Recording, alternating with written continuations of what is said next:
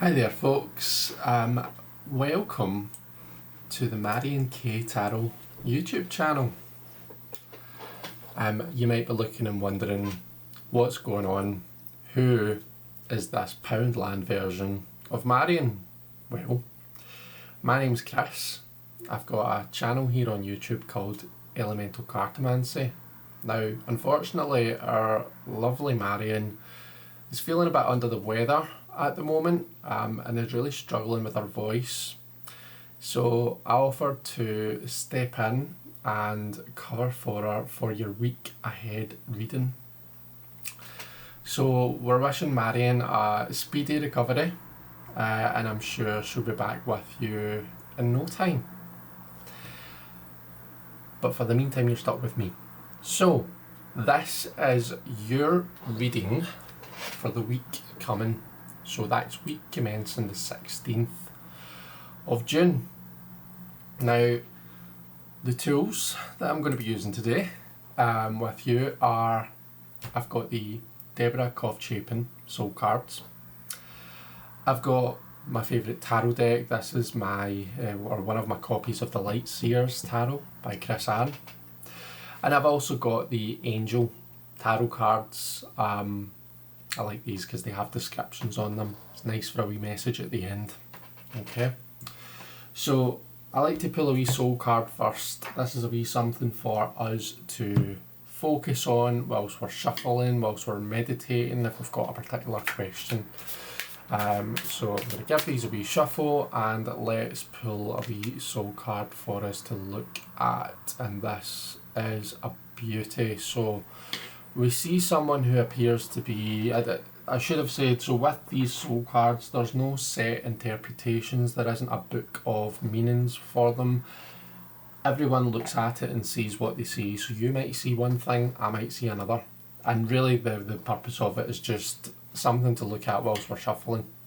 So I'm going to shuffle my Light Seers, but as I'm looking at it, I see someone who's working on what appears to be a rose. Now, roses are particularly meaningful flowers because they have the beauty of the petals, but the pain of the thorn. So for me, roses are all about those things in life that are both like a dichotomy of beauty and pain.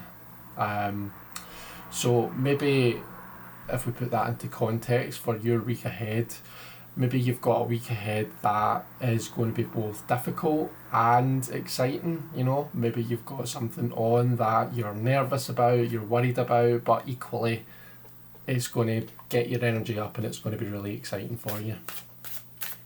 Or maybe you're just going to be creating something new, who knows. But anyway, that's what we see happening in the picture there. We also see like he appears to be in this kind of a shadowy place. We see the light here, but he's kind of got his back turned to the light, so he's very much taking a moment to himself, having a wee hermit moment. So if that's how you're feeling this week, then don't be ashamed, have your hermit moment, allow yourself that hermit moment. They're important. They allow us to go within and draw on that wisdom that we all have within us. Okay, so I'm going to pull 4 cards for you. I'm going to do a wee spread. I'll tell you what the positions are. If you maybe want to follow along at home and try this yourself, feel free to grab your favourite tarot deck and a nice wee cuppa and sling along. So the first position is going to tell us what we need to be thinking about this week. Now we've got the Knight of Swords, who is he's the ultimate thinker. The swords are the suit of the mind, of communication, of the intellect.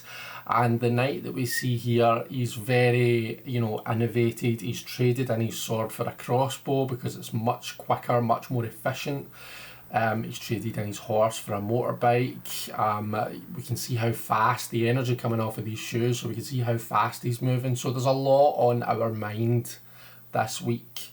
And that can be a really powerful place to be, but all I would say to you is make sure that you take a moment just to centre yourself, just to be grounded. This type of, this level of thinking can easily lead to overthinking. and that can be quite a difficult place to be in. So make sure that you're looking after yourself. Make sure you take those moments to just be in the moment and stay grounded. Okay. The next card that we're going to pull is going to tell us what we need to do, what actions we need to take. So we've got what we need to think about, and now it's what we need to do. And my goodness, we've got the Tower card. Okay, now I am a strong believer that when the Tower card comes up, you have the choice of being the tower that's been struck by the lightning, or being the lightning itself. And I think in this case we're being asked to be the lightning. We're being asked to bring about this change, call out the bull in life, call out the things that don't seem quite right. Okay, this situation that maybe we know something isn't right with it. We know that maybe it started off well, maybe it started with the best of intentions, maybe it has some kind of foundation to it, but it feels like it's gone on long enough. It's there's. So the tower often is built on a strong foundation, but it represents the things that just get away from us, and the lightning comes along and rips all of that stuff down, all of that unnecessary drivel. It just kind of tears it apart, and that can be really unsettling and upsetting. So if we are being asked to be the lightning and call out those situations and take that radical action, it might not make us look the best. It might put us in a bit of a difficult position where we are looked on as being, this disruptive force. So I suppose be aware of that. I think having this really strong rooted place of thought and intention and purpose is important for the actions that we need to take. I think being mindful not to be in a place of overthinking, not to be overly self-critical is also important for us. But definitely some big action needed. The tower is Mars energy, so we're bringing a bit of fighting spirit to things this week. The next card represents some challenges that we're going to have to face. Now, interestingly, it feels like this is already telling us a bit about some challenges that we're having to face, but we have a specific card for the challenges, and it is the Seven of Pentacles. So for me, that is quite clearly saying our challenge is waiting for the right time to act. The Seven of Pentacles is not a card that's about, clicking a switch and just getting what you want. The Seven of Pentacles is the card of baking that loaf of bread. You need to prove it and let it get to the right level. Then you need to get it into the oven at the right heat for the right amount of time. If you take it out too early, it'll be undercooked. If you leave it in too long, you'll burn it. But it's about timing. It's about waiting for the right time. And that is the challenge that we have. So all of this stuff that we've got going on, not just about having the courage to act, but about knowing when to act. And that expression, you shouldn't swat a fly with a sledgehammer, but you can't try and get it with a feather either. So we need to know the right amount of power, of force to put into the task. Okay? And then finally, our last card is where we've seen what the challenge is. What is our secret weapon that the universe has given us to deal with all of this? And we've got the King of Pentacles. So we are completely in the best position to manage all of this stuff. This is the King of Pentacles. If you look at your tarot deck from majors, then however you order the minors, usually the Pentacles are last because they represent that kind of everything being brought into physical reality.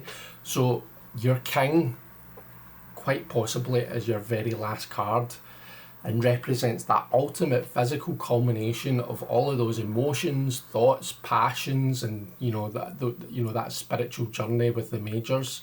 Represents the culmination of everything, and think of the wisdom that this guy has amassed along that journey. Okay, think if there's anyone who's able to manage all of this difficulty and to have the wisdom to know how to apply himself and when, it is the King of Pentacles. So as much as it might feel like we've got some serious challenges coming up, we are completely in the best position. We are the best person to deal with those challenges. okay? Because of all of our amassed wisdom and experience. So that's our spread, and that's a bit about what we see for the upcoming week. So it feels quite dramatic, I would say. It is Pride Month.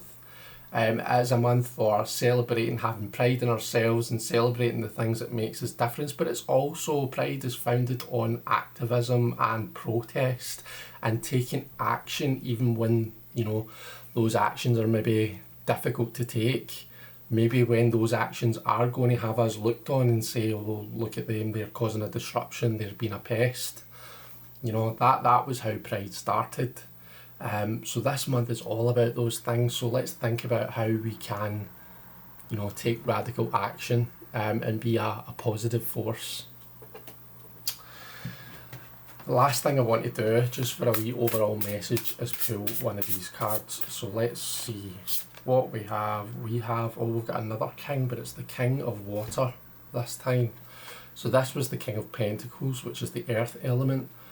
This is the King of Water, which links to the Cups suit. So this is someone who's trustworthy, compassionate, respected and cultured.